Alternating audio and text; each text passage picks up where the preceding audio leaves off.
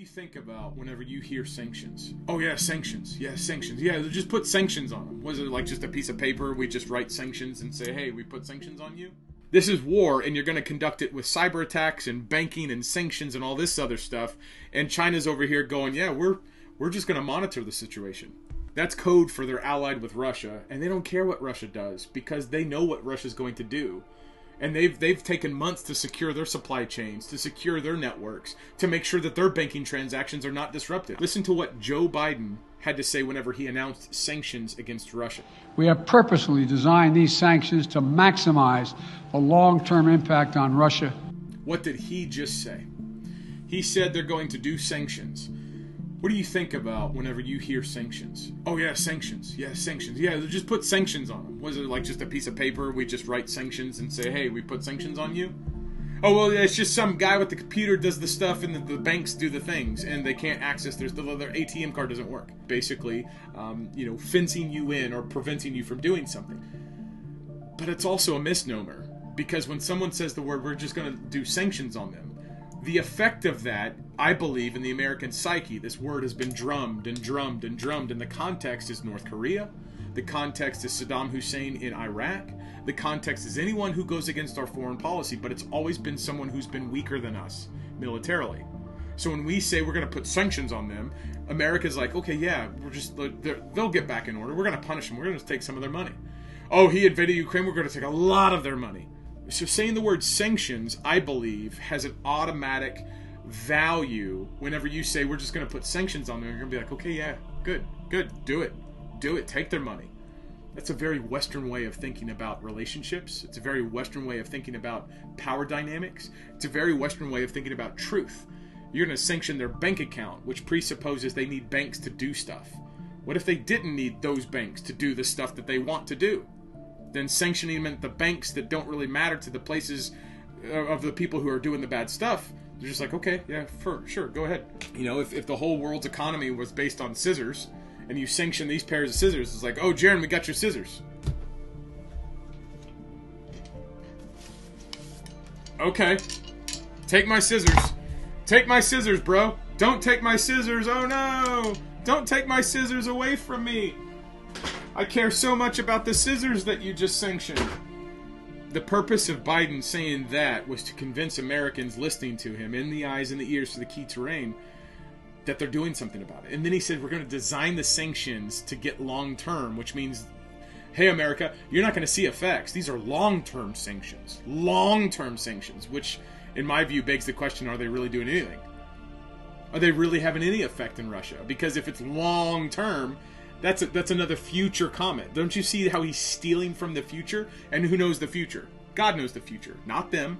So for them to say these are long-term sanctions is to now reclassify and qualify the type of sanctions. So he's benefiting from the word's value of decades of, we're going to pose sanctions on North Korea. And so now we've got, okay, sanctions. Yeah, sanctions.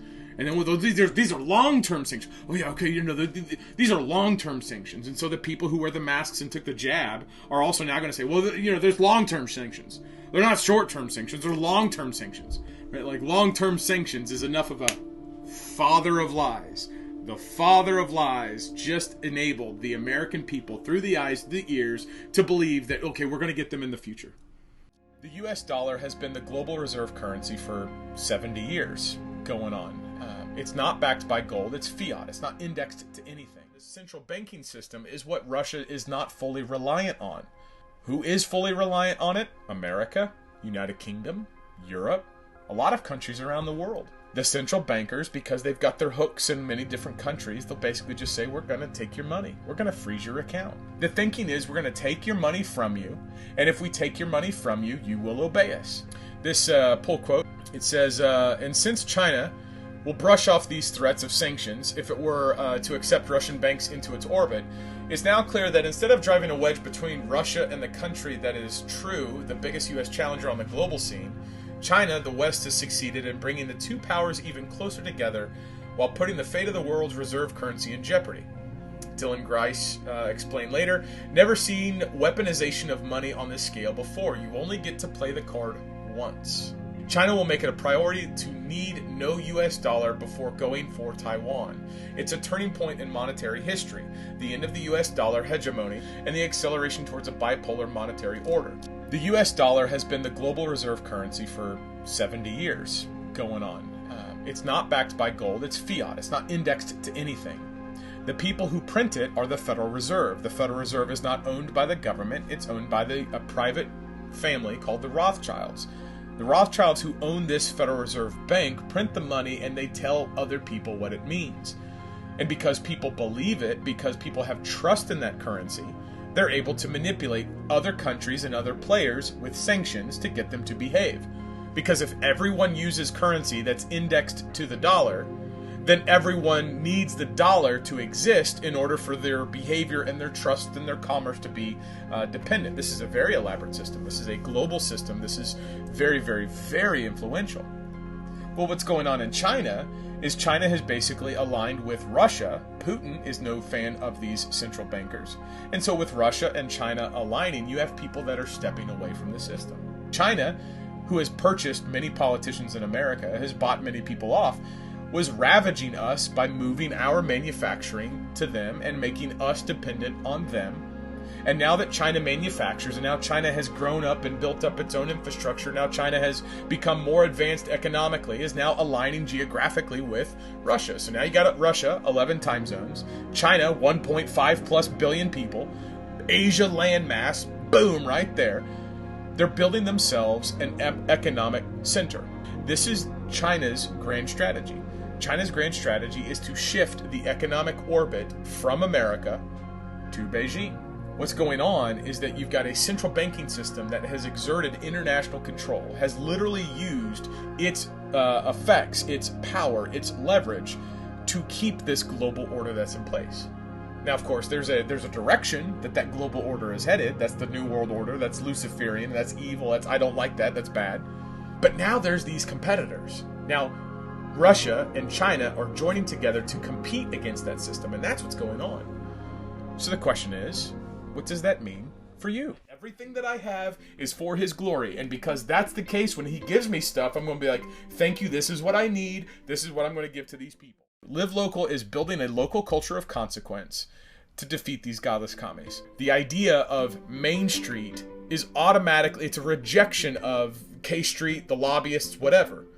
But that's an economic dialectic. That's an economic financial lens to look at success, to look at goodness of things. Do we measure the goodness of things by the money in our pocket? Well, if the money is owned by the Rothschilds and it's manipulated as a global scheme to keep people wrangled on certain pathways towards a New World Order, then no, I don't like the idea of using an economic dialectic to frame our understanding. What I'd rather do is look at what truth is, and from truth, we can draw conclusions. One conclusion I want to draw is go back to Proverbs chapter 31. Verse 16, she considereth a field and buyeth it. For the fruit of her hands she planteth a vineyard. This is 1,000 years before Jesus. 1,000 years before Jesus from the Bible, a woman is considering multiple fields and she chooses to buy one. This is a woman participating in commerce that has options and she chooses to buy. It presupposes property ownership. It presupposes market activity and competition. It presupposes choice as reflecting calculation, and it's a woman doing it. This is the Bible 1,000 years before Jesus. Y'all want to talk to me about feminism? That's the Bible talking about how a woman, a virtuous woman, is one who's able to survey a land, make a decision, and do business. But it's not only that, keep going. She layeth her hands to the spindle, and her hands holdeth the distaff. She stretcheth out her hand to the poor, yea, she reaches forth her hands to the needy. So this woman sees options, chooses the options, buys a field, does the work. From the excess of the vineyard, she gives to the needy. You don't need an economic dialectic. You don't need a Main Street versus Wall Street economic paradigm. That is stunted thinking. Live Local is about preaching the gospel and build a local culture of consequence to overcome these godless commies. You don't need the way that they frame your thinking. Go to your local bank. Get as many people to participate in your local bank who lives there, who's local. How do you know if they're local? Ask them. Who owns this bank?